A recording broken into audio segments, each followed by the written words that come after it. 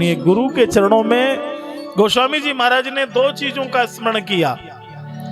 गुरु की चरणों की धूल से उन्होंने दो निर्माण किए। एक आंखों का अंजन बनाया, जो आंखों में दृष्टि दोष प्रकट हो गया है। आज के समय में सृष्टि इसलिए खराब लगती है क्योंकि दृष्टि अच्छी नहीं है, और जिस दिन दृष्टि अच्छी हो जाए उसमें संसार सारी सृष्टि हमें अच्छी लगने लग जाए। सारे संसार में भगवान ही तो बैठा हुआ है। संत जो होते हैं सब में एक रूप देखते हैं। सिए राममय सब जग जानी, सिए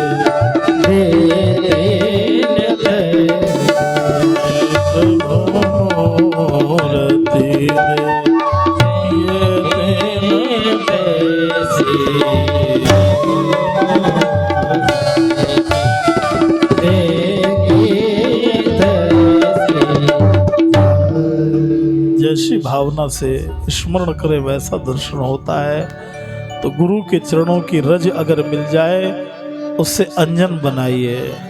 अंजन आंखों में लगता है। पहले के समय लोग आंखों में अंजन लगाते थे तो आंखें खराब कम होती थी। कौन सा अंजन बनाए? बोले महाराज गुरु के चरणों का रज का अंजन होना चाहिए।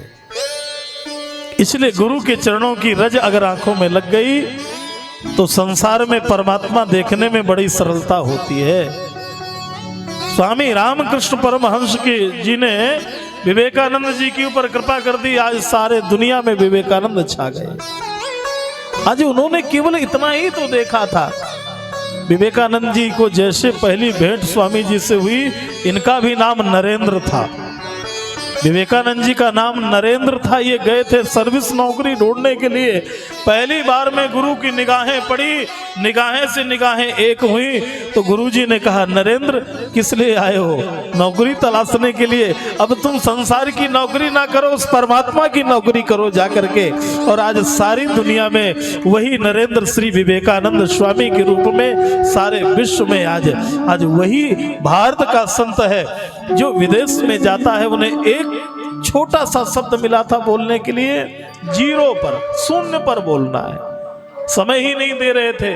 और जैसे स्वामी जी को माइक दिया गया, भारत के साधु को माइक मिला, तो सब लोग जब माइक पकड़ते थे तो कहते थे लेडीज एंड जेंटलमैन। जब उनको माइक मिलता था तो वो तो वहाँ की भाषा है ladies and gentleman.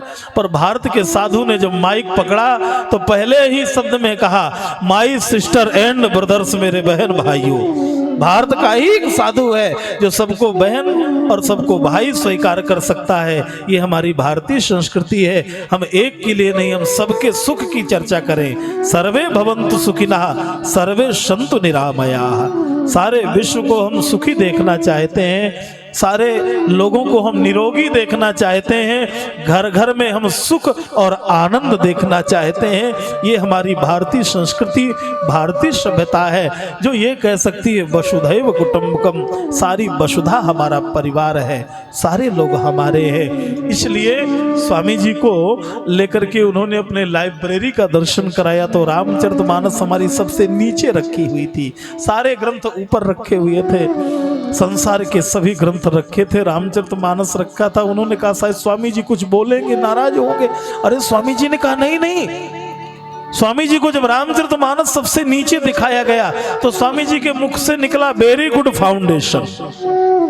Swami ji ने कहा वेरी गुड फाउंडेशन, आपका फाउंडेशन बड़ा मजबूत है। और जिस महल की नींव मजबूत होती है वो महल सदैव के लिए वैसा ही वैसा बना रहता है। महल की नींव जितनी अच्छी हो, इसलिए हमारी भारतीय संस्कृति कोई सामान्य नहीं है, सबको लेके चलती है, सबके हित के लिए चलती है। मैं आपसे यही कहूँगा कि जीवन में जैसा चश्मा लग जाए वैसा दिखता है। संसार का चश्मा लगे तो संसार दिखता है, और भक्ति का चश्मा लगे तो साक्षात भगवान दिखाई देता है। इसलिए आप सब लोग बड़े मनोयोग से आइए और भगवान की कथा का आनंद लीजिए। आज ये प्रथम दिवस की प्रथम बेला थी, मंगलाचरण भी था, साथ में नगर भ्रमण भी था। सारी यात्राएं आपकी बड़ी अद्भुत थी। इसलिए पहली बार ये आयोजन नागपुर की पावन धरा में ये शरीर को पहली बार कथा सुनाने का अवसर प्राप्त हुआ है। महाराष्ट्र में तो कई जगह भ्रमण हुआ, पर नागपुर की भूमि में प्रथम बार ऐसा अवसर मिला है। आप जैसे श्रोता, आप जैसे भक्त, आए हुए सभी अतिथि महानुभाव, मातृशक्तियाँ